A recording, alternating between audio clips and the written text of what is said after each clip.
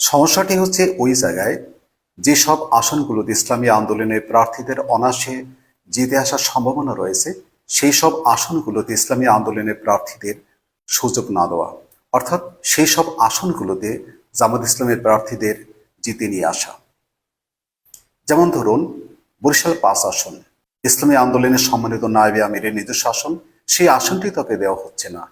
জামাত ইসলামের এই ধরনের কর্মকাণ্ডের পেছনে দুটি কৌশল কাজ করছে। কৌশল নম্বর ১ হচ্ছে ইসলামী আন্দোলনের জনপ্রিয়তাকে ভর করে, অর্থাৎ ইসলামী আন্দোলন যেসব আসনে অনায়াসে জিতে যাওয়ার সম্ভাবনা রয়েছে সেই সব আসনগুলোতে ইসলামী আন্দোলনের প্রার্থীদের না দিয়ে সেখানে নিজেদের প্রার্থী দিয়ে জিতে নিয়ে আসা। তাতে দুটো কাজ হবে। একটি কাজ হচ্ছে যে বর্তমানে যেহেতু ওইসব অঞ্চলে জামাত ইসলামের প্রভাব নেই, ওইসব অঞ্চলে ভবিষ্যতে জামাত ইসলামের প্রভাব প্রতিষ্ঠা করা, এবং অন্যদিকে ইসলামী আন্দোলনের ভিত্তি দুর্বল করে দেওয়া। দ্বিতীয় কৌশলটি হচ্ছে খুবই মারাত্মক। জামাত ইসলাম হয়তো এখন থেকে ভেবে নিয়েছে যে পরবর্তীতে ইসলামী আন্দোলন হতে যাচ্ছে সবচেয়ে বৃহত্তর ইসলামী রাজনৈতিক শক্তি।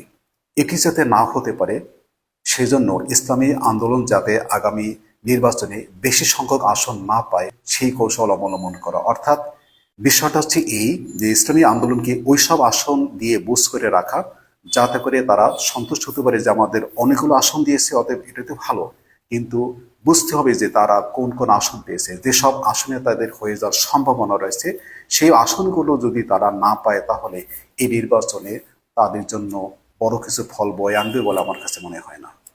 যেমন আমি একটা স্পষ্ট প্রমাণ দিচ্ছি, রংপুর অঞ্চলে ৬০টি আসনে প্রায় ইসলামী আন্দোলন হয়ে যাবে, অথচ ৬০টি আসনের মধ্যে একটি আসনও ইসলামী আন্দোলনকে দেওয়া হচ্ছে না। এটি হচ্ছে সবচেয়ে বড় প্রমাণ। অর্থাৎ জামাত ইসলাম চাচ্ছে ওই আসনগুলোতে ইসলামী আন্দোলনের জনপ্রিয়তার উপর ভর করে তারপর তারা জিতে আসবে। এটি বড় ধরনের একটা কূটচাল।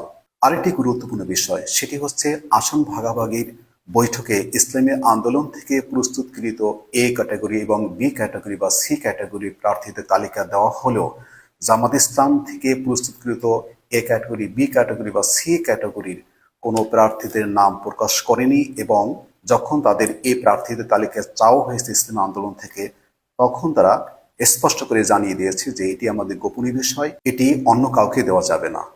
ইসলামী আন্দোলন যেখানে সরল বিশ্বাসে সেই তাদের প্রস্তুতকৃত এ ক্যাটাগরি, বি ক্যাটাগরি এবং সি ক্যাটাগরি প্রার্থীদের তালিকা দিল, অথচ সেখানে জামাত ইসলাম বেমালুম এটাকে ভুলে গেল। তবে আমার মনে হয় ইসলামী আন্দোলন শত প্রতিকূলতার মধ্য দিয়েও এই জোটকে তারা ধরে রাখবে, কারণ তারা রাষ্ট্রের প্রতি যে কমিটমেন্ট এবং জনগণের প্রতি যে কমিটমেন্ট এবং এক বাক্স নীতির প্রতি তাদের যে কমিটমেন্ট সেই কমিটমেন্টকে তারা রক্ষা করবে।